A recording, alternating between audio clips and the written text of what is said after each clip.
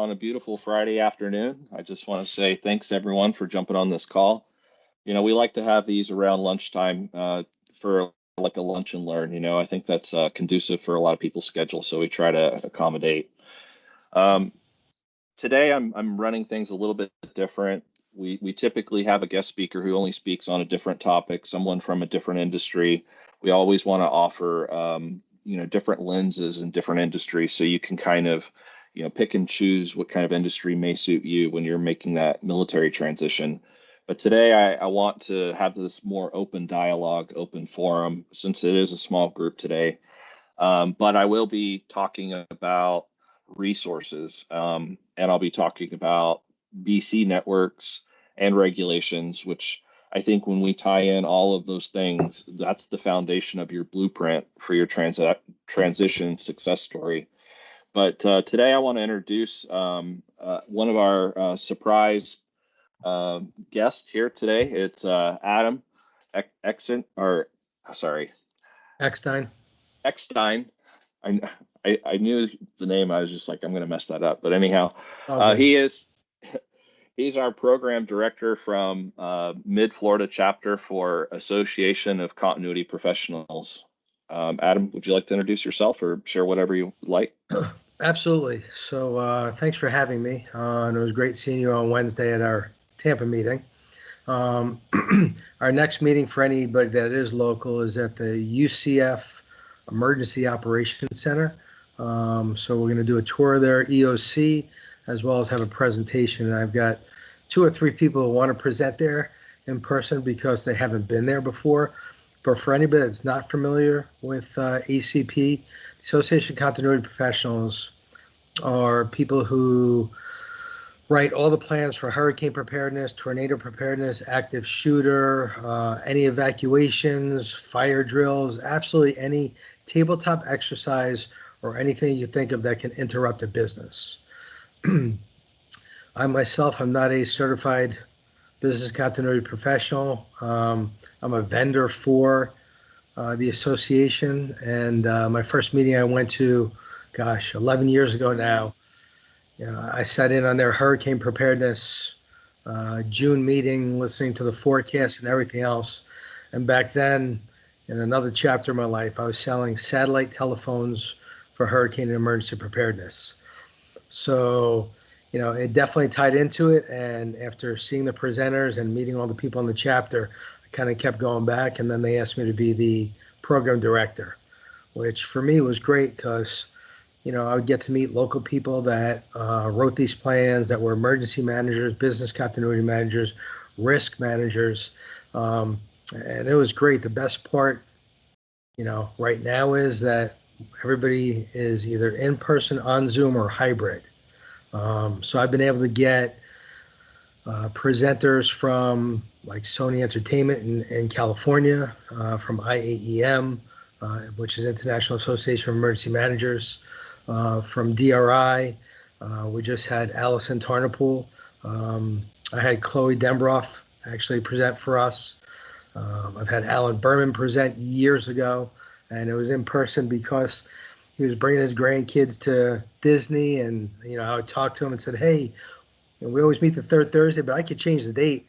Whenever you're coming, if you want to come in person." And he did, and it was a fantastic presentation. So that's who I am, and if anybody has any questions, please feel free to ask.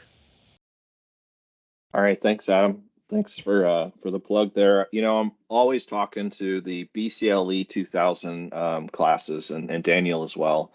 And when we get on there, you guys are in the middle of concentrating and studying and getting this fire hose effect of knowledge about all things BC, right?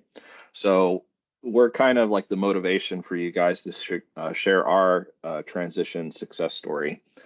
And with that, it's there to help push you on to get that BCLE 2000, to get that CBCP certification, right? But in that mix, I think that once you get that CBCP, that badge, then I think a lot of people start to forget about some of the resources that we touched on, during that time that we had that small, segment to speak. So this is one of the things I want to share with you guys. is when you get your BCLE 2000 badge, your certification, that unlocks a library card of all kinds of resources going back to the DRI website. And I know that all of you in this room, if you're holding a CBCP, you have a username and a password to DRI. You had to have done that to receive your CBCP because that's where you submitted all your information and going through the test and all that stuff that Maria LaDuca set up. But since you have that certification, now you can go back in there, and I'm just going to start sharing my screen here to show you what I'm talking about here. Let me know when you can see my screen. Make sure it's the right one first.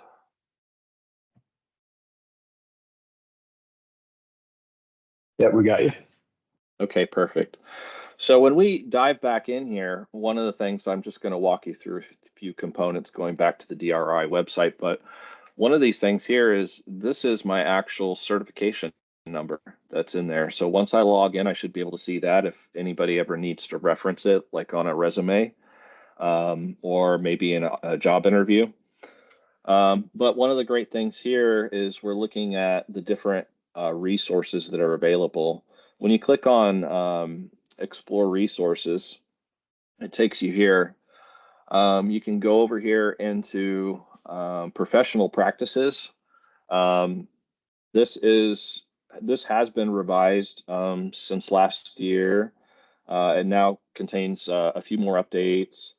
But if you go in here, you can download the full PDF, and it really runs you through all that stuff there. So if you ever need to brush up on like specific topics of that, like maybe BCPs, BIAs, RTOs, RPOs, that's a good place to go back to. But let me go back to resources here again. Now, if we click in library, the library is really great because we talked about in the BCLE course, get familiar with different topics, hot topics in the industry, get familiar with the lingo, start, practicing that lingo, getting comfortable speaking it, make those transitions. But here in this area, you're going to find that if I click on here, you can see all the different hot topics from all the business continuity professionals. The top professionals in the industry are speaking on all these different topics. We have banking, financial sector. So for instance, if you're going to go apply for a bank, it might not be bad to hear a couple of those presentations from that lens from the financial sector. Find out what's important to them, right? What are some of their governances and guidelines? What are some of those governing agencies? Want to know more about BIAs? Some people want to get in there and maybe even see some pieces of a BIA on a PowerPoint, and then get some ideas from that. So this is a really good start. These are all of the different conference presenters throughout all of DRI. I mean, you can see this list goes on and on and on and on and on. So all things, if you want to get some great presentations and get some ideas about those different facets of BC, this is a great starting point. Now, transitioning on, we're talking about, again, BC networks. Adam did a great job, talking about ACP, and kind of what we're doing is we're bringing in all the professionals into one group, and we're having crosstalks and lessons learned and presentations that do that. But if we go in here, this is the national chapter's website.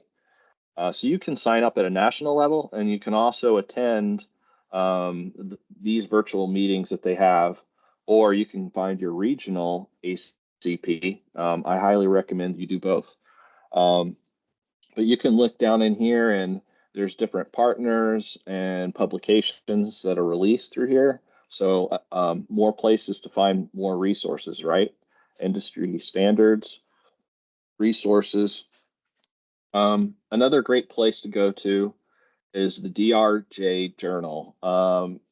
This has a ton of resources. And so what I'll say to it is open up these resources, explore them, look at the different models and tables, the RPOs, RTOs, how they're structuring them.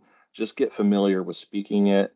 looking at it, so that you can speak intelligently when you have those job interviews. So again, more resources to look at. And then these are all groups of people that meet up on an annual basis. Some of them are even quarterly. But Continuity Insights is kind of like a higher level of experience through business continuity, where so I've been told through many individuals. They say that this is a great place to find additional resources because these are kind of more fine-tuned problem sets that people address here under Continuity Insights, just to give you some context there. Additionally, what I find interesting here on Continuity Insights is that when you click under resources, it takes you to all of the different organizations that are tied to business continuity. So you can see ACP is the top one right here. And then it goes into, let's see here. You should see BCI is another big one, Business Continuity Institute.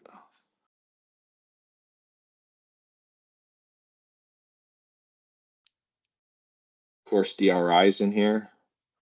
FFIEC, that's more for financial governance. So the list goes on and on and on. So, I mean, these are all great places to jump off to. I did mention talking about or knowing what that governance is for the standard. So if you're going into financial industry, you'd probably want to go towards the FFIEC. Office of Comptroller, there's business continuity handbooks under resources. Some other things, if you're going into cybersecurity, you're going to need to know that framework for NIST. There's also, remember, the ISO standards that really fall under the 10 professional practices. You can dive a little deeper, find out which ISO standard relates to what industry or what you might be asked to do for that specific position. So those aren't bad places to look, especially when you start to look at the job listing in LinkedIn. And then hurricane preparedness, we got the FEMA links. HIPAA if you're going into the medical industry, and then just take a look at all their compliances. They have their own IT compliance and a few other standards. A lot of these kind of cross-pollinate here, but these are just great places to do a lot of your homework. And the last one I'll leave you with here for another resource is CISA.gov. They're the American Cyber Defense Agency. And what's nice about them is they're here to help prevent, hackers from attacking, doing ransomware. They are offering free training. So if you find a company that you're just jumping into, maybe they need some more tools training in cyber, maybe they just survived a black swan event and that's why they're hiring you, right? Maybe this would be a good place to have an outside agency come in free of charge. And they love doing this. So you can put in a request here. And again, you can find different additional resources on this website. So I'm just going to stop sharing here just for a second. Are there any questions so far?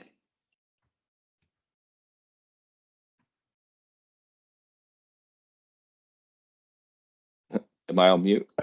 No, I took a couple of notes for you. So these are the things that he's sharing you. They offer a lot of webinars, which are two benefits.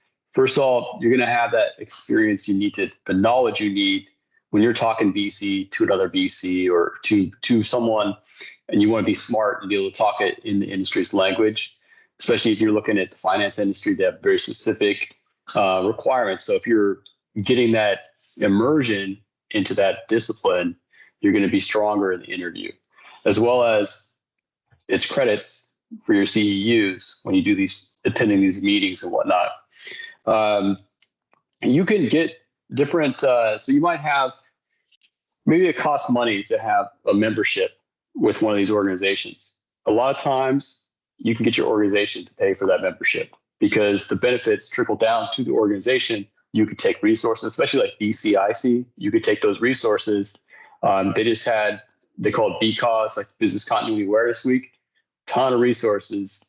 If your organization pays that money, you can use those resources to train your organization. So there's a lot of benefits that you can pull from this, and you can make yourself look like the rock star in your organization when you bring this kind of resources to it. And it's not that expensive for a business. For you as an individual, you might scoff at paying, say, $1,200 for some kind of membership, or even $12,000. But a business might see a lot of value in that. Yeah, that's a great point, Daniel. Talking about your business or your company paying for these. My business, or my bank, pays for my annual certifications and dues for all of these professional organizations. So it's really no out-of-pocket cost for me, and I get to continue to leverage my network, but also gain like useful insights from the top leaders in the industry. The great thing about business continuity really is that we don't hold our secrets, and the special recipes, so to speak, close to our chest. We're always here to reach out to other continuity professionals, and you'll find that it's a very helpful network in the industry of business continuity. A lot of cross sharing of ideas and open stuff. We want to help others succeed, and life safety is a big part of that. So we're always looking to keep our employees safe. Oh, you also hit on another good point, Daniel, talking about EAPs, continuous learning, or CEAPs, right? Continuous learning. You have different webinars that you attend throughout the year. Well, you can actually take credit for that. Let's say that you do like a BIA. You get a certain amount of points for that. So many hours are required every year to make up 80 hours within 2 years as a requirement. So you can rack and stack these pretty easily. If you do any like disaster recovery volunteer events, you can also take advantage of that too. So, like for instance, at the last DRI conference, I was down in Louisiana, and we were making levees and reefs out of old shells that were donated from the restaurants, oyster shells. So it was pretty interesting to get involved in some of that disaster recovery, disaster mitigation efforts there. So if you guys are out there doing stuff like that, make sure that you write it down. You take the credit for it. It's just like having like a real estate license, being a BC practitioner. They have so much learning that they have to self-invest in, so that they're doing that continuous learning. But also, what is their involvement in the BC community, right? And so it's just like realtors, they have to meet those requirements on an annual basis to really upkeep that license. So those are all things that early on you guys should be cognizant of, so that you guys can kind of like keep track of it, and not have to like shuffle at the last minute and say, oh, I didn't get a renewal because I didn't have enough CEAPs within the 2 years. I'll say one other thing. Yep, go ahead. So you meet people by being connected to these organizations, as well as another thing for the interview. They're going to ask you a lot of times in these interview questions, how do you stay fresh? And you can reference back to, say, watching ACP webinars, or the DRJ webinars, any of those kind of webinars. You can reference back to that, but you could also talk about you're connected into the industry through different individuals. So look at Steven. I met Steven through Burma, and now he's in here helping out with mentoring this crowd here. So you meet awesome people, and BC community is very warm and welcoming. So it's easy to meet people, but this is the best way to find them. Going around the room, do we have any questions? Anything goes. Any questions about employment, career growth? Can I chime in one more time? Absolutely. So it's open forum. Go ahead. You're good. Okay, so like there are so many different associations and organizations out there that you can join, and of course, like they just mentioned, everyone has a certain cost. I'm in Florida, so here in Florida there is one called FEPA, which is Florida Emergency Preparedness. Yeah, Emergency Preparedness Association. So it's the emergency managers. That's like $75 to join for the year, but the networking you get with those people when they have their meetings, the same thing with ACP, like my chapter, the Tampa chapter, the Jacksonville chapter, and soon the South Florida chapter. If somebody wants to come, as a guest for free, they'll generally let you join for free for a meeting 2 and 3 times. They want you to join as a member just as much as you want to be part of a group and network with more people. I'm sure everyone that's on this Teams meeting right now is on LinkedIn. I can't tell you the amount of people that I've met in California, in Chicago, that have come to Florida and that have messaged me saying, "Hey, I'm at a trade show here in Orlando. I'm at a trade show here in Fort Lauderdale. Are you, in the area this week?" And I'll meet with them and I'll talk to them, and it'll turn into business for me or another connection. Because honestly, it's all about collaborating with other people, and whether it's videos that you're watching or learning from, it's all about what everybody's doing right here, right now, mentorship. So definitely take advantage of it. ACES is another one when it comes to security. So there are so many associations out there that anybody and everybody should join. I mean, I joined, oh gosh, probably about 3 or 4 different chambers of commerce. 4 of them weren't for me. One of them was fantastic. I mean, over the last 2 years, I've created friends. My wife has created friends from it. They've introduced me to people. Now, again, I'm in South Florida. They've introduced me to people in Tampa because I was like, yeah, I'm going to be in Tampa next week. And I was able to get together and have coffee with people from Tampa that, lo and behold, we had a lot of stuff in common. So just keep all that in mind. That's all I have. Yeah, those are all really great points. Oh, Bernard, you had something to share? Yeah. First of all, I wanted to thank Daniel for inviting me to this session. I'm a longtime practitioner in the space. Daniel and I are working on some projects together right now, but I had to chime in because I'm on the national board of the ACP, and nice. I'm starting a special interest group called the Early Careerists.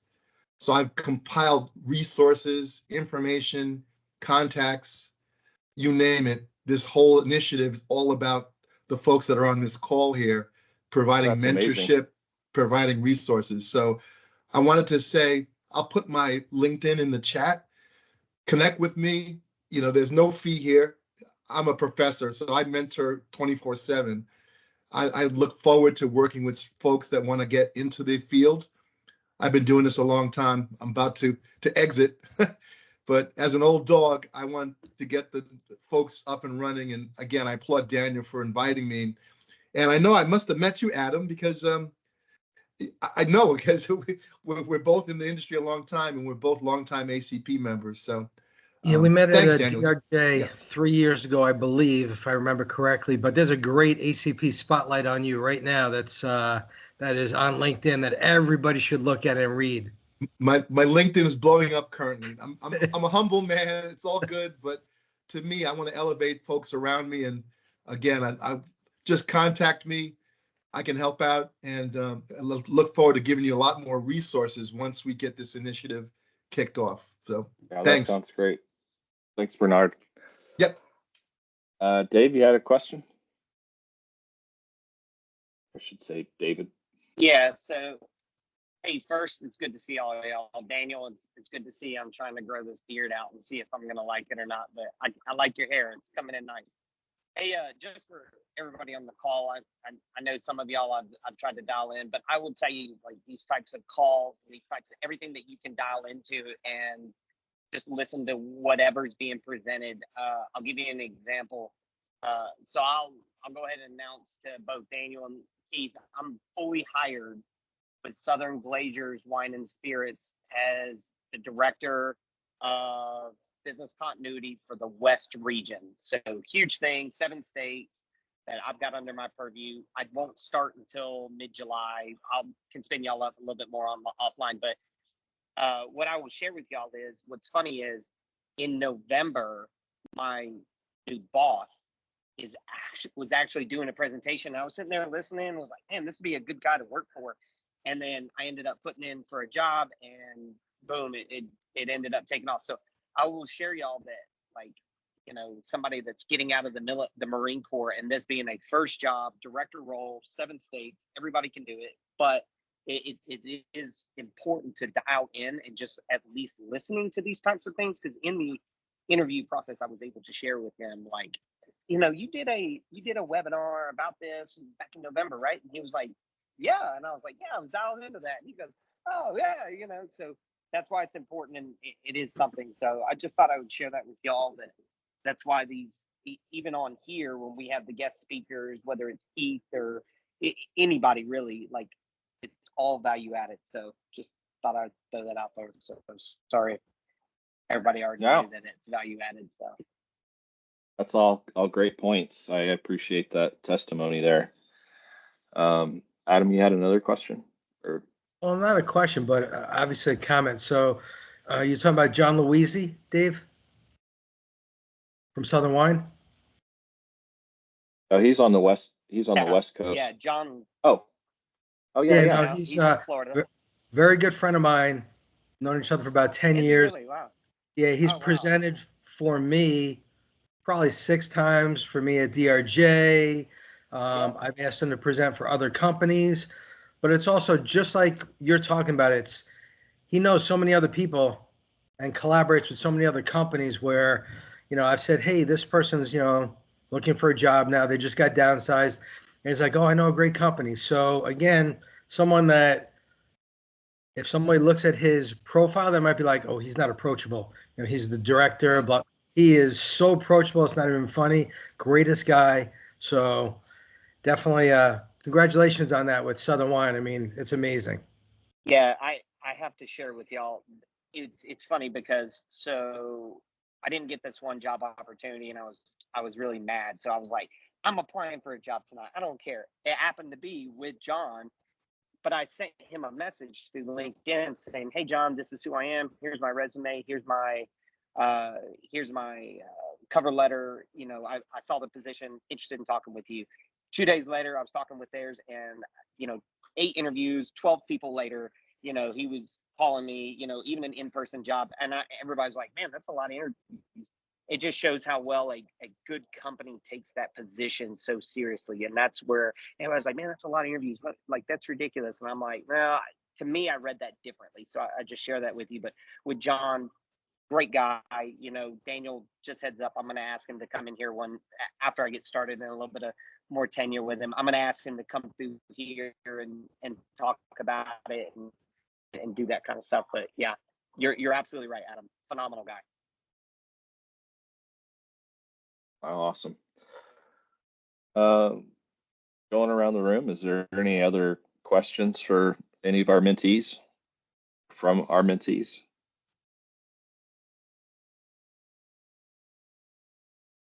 No other hot topics or questions? I have a question, but I'll ask it at the end. Yeah. I mean, you don't have to wait till the end. You can. No, it's not. I'm asking about Chris. So we could wait at the end and just go off. Okay. All right, Adam. Thanks. You still had your hand up. Okay. I'll take it down. Sorry.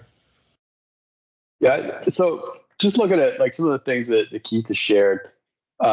One of the things that a lot of members that come on out of the military, they struggle with is this imposter syndrome, feeling like I'm going to get yelled at when I hit the job. These kind of connections, the warmness of the community, like Adam's saying, you might not think that person's approachable. I haven't met a BC that's not approachable. It doesn't matter if they're up in the C-suite or they're down in the trenches. Every BC we kind of have a unique culture. We're a niche community. We're the people that you don't want to talk to on a day-to-day basis. So any BC is going to be like, hey, someone wants to talk to me, I'm going to talk to that person. This is your way to find out how to talk smart like a BC and feel confident like a BC. Make those connections so when you have questions and problems, you can ask for those resources. It's the best way to do it. Get in with these professional associations, understand the materials, and familiarize yourself with it so you can talk smart, and then you'll act smart. Yeah, and I think one thing that I will say is that in some cases, when you guys are hired for a position, sometimes there's not a BC program there, and that's why they're hiring you. And so, can you imagine how intimidating that might feel to jump into a place, maybe for some not, but uh, you start out at a company and they're like, well, we didn't have a business continuity plan and we got wrote up for a whole bunch of stuff, so we're going to need you to just do it all for us. Where do you go? So remember, going back to those resources, you're going to find that there's a lot of these agencies that provide governance, but they also provide those resources and templates that you can start using. In a lot of cases, I mean, that's kind of the gold standard, right? Some cases maybe not so much, but they want you to succeed. They don't want you to go in there and just be written up on all different things. So they do offer a lot of templates that you can get started with. I know Department of Homeland Security is a great one that's very robust, and FEMA does quite a few too. But just understand that FEMA is more on the government side of the house. They're very much government structured. But if you're looking for very broad standards, with evacuations and things like that, you can look into OSHA standards too. But yeah, that's all I have for right now. I mean, I just wanted to plug you guys into additional resources and make sure that you guys were thinking of those, because I know a lot of members, when they get their CBCP, they get their certification, they don't think going back to the original DRI website, but there's quite a bit there to unpack. And, if you don't make it to a conference, conferences can be quite expensive when you factor in airfare, hotels, all that stuff. But I mean, if your company is willing to pay for it, great. But if you end up missing it, again, go back to that library, and you can, take that PowerPoint presentation and generate your own ideas from that. It's a collective effort. So that's all I have. Going around the room, we have last questions or comments.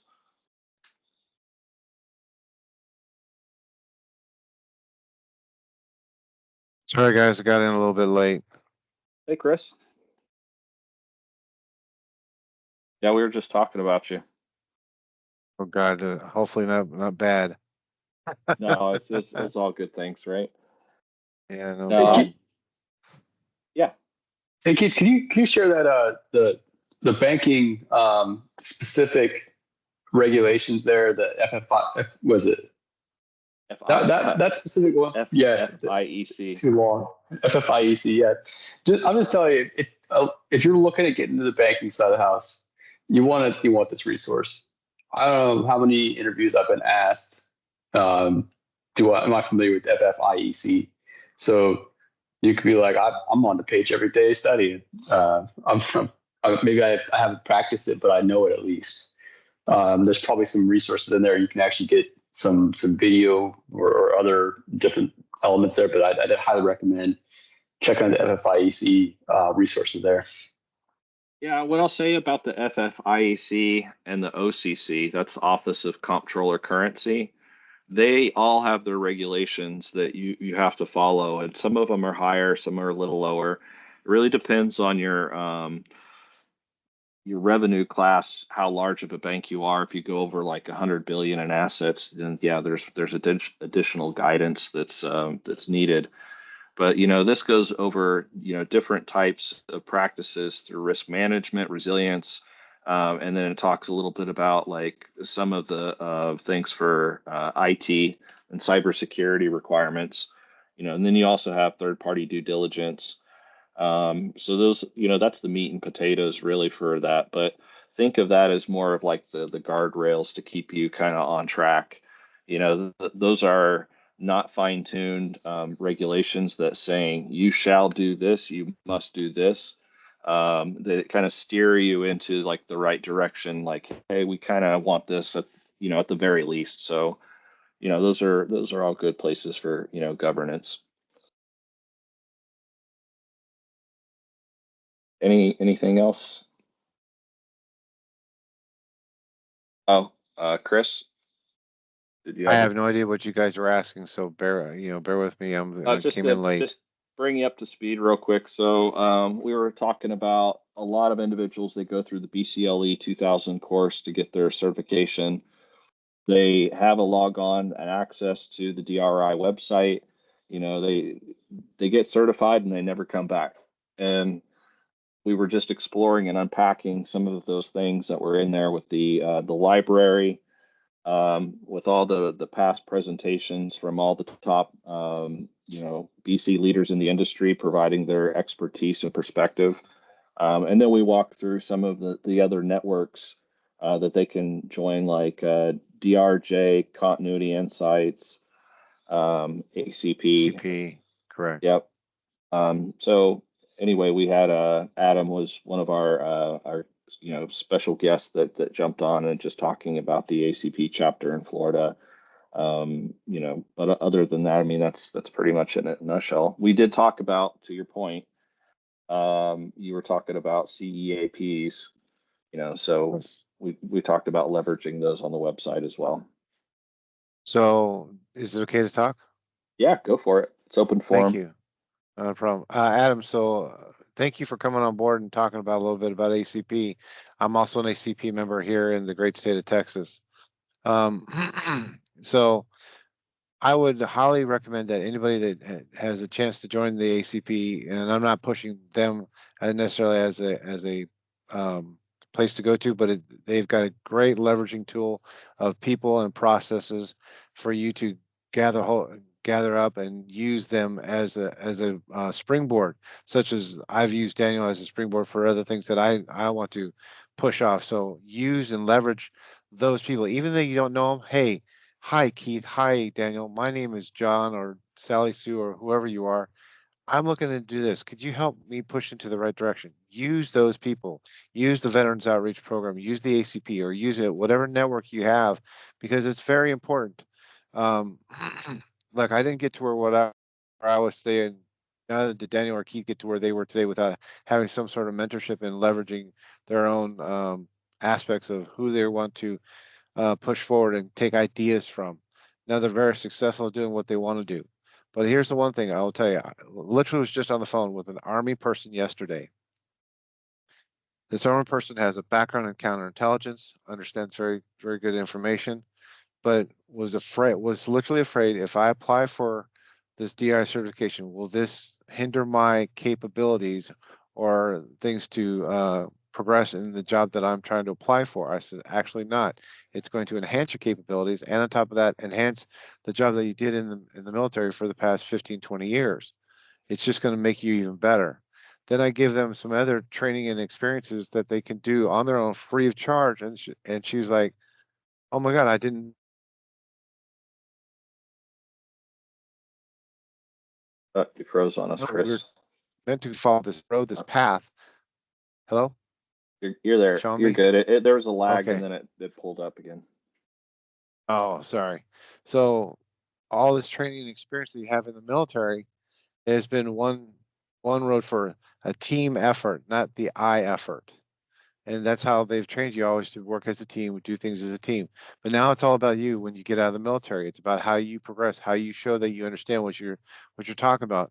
You got to take the I in team, if you will, and change that to say what you've accomplished. And you know what? It's okay to talk about yourself, but don't embellish. I want you to get the training and experiences. Make sure you know how to talk, know what roads you need to take.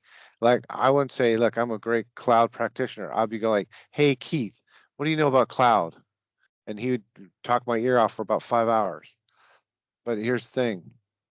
Know these things, because when you get talked to, use them. I'm really great. I teach Homeland Security and Emergency Management every class, and I mean every single class. I talk about DRI, I talk about emergency management, I talk about business continuity, because it's all crisis management, it's all crisis response. How do we prepare for disasters when nobody's thinking about it? And they're all like, how does this work? So I walk them down this path and they say, well, we do that every day. I said, yes, you do. You just don't have a certification in it. But there's opportunities out there for you to fulfill. Just got to take the bull by the horns, and you know what? Give us a call. That's what we're here for. And use that network. Use the network. Absolutely.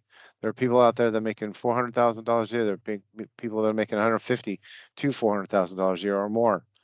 Just got to know how they did it. What's their drive? Like, I can't speak as well as Daniel. Daniel has a gift for the gab and knows how to talk around a lot of people. He makes me look terrible. But the fact is, I'm telling you, use those assets. What do I need? Figure out what key things to say. Look at the resumes, what key things, because it's not about you. It's about how you talk to the resume and how you talk to the things when you get into that interview. Because if I talked about FFIEC, I'd be like, I don't know anything about that. I'm going to go right back to Keith. Hey, how do I make sure that I'm talking the right things? And then he would walk you down there and know these top 5 things. Hey, Chris, how are you? I don't think we have. Oh, Trish, you got I a do hot not. mic? Unless I you're live in speaking to Northern us. Illinois. Hey, Trish. All right. I'm good. Are you good? You're like, I'm done. good. That was it.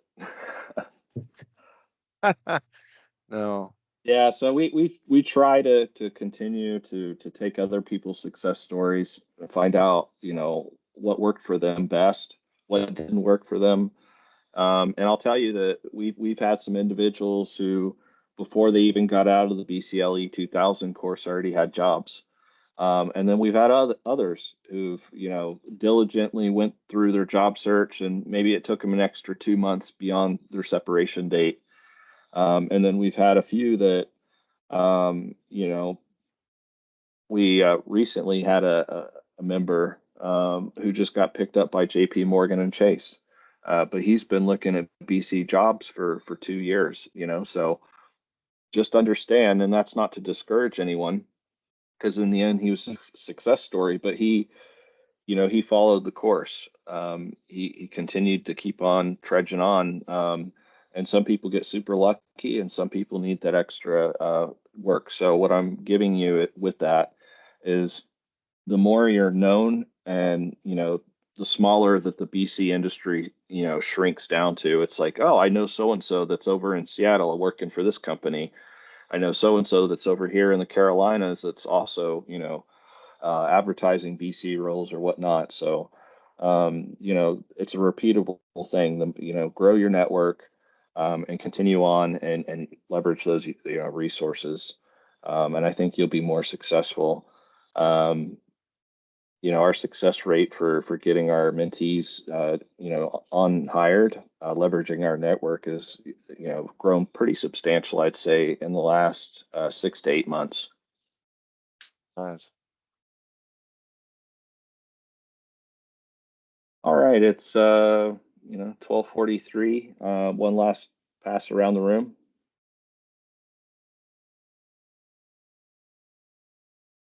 Nobody has anything else? Oh, Javier, you there? Hey, no, this is more for Chris. Good to see you, Chris. Sir. Yeah, when we're done, just take a minute of your time, Chris. Not a problem. Absolutely. Thanks.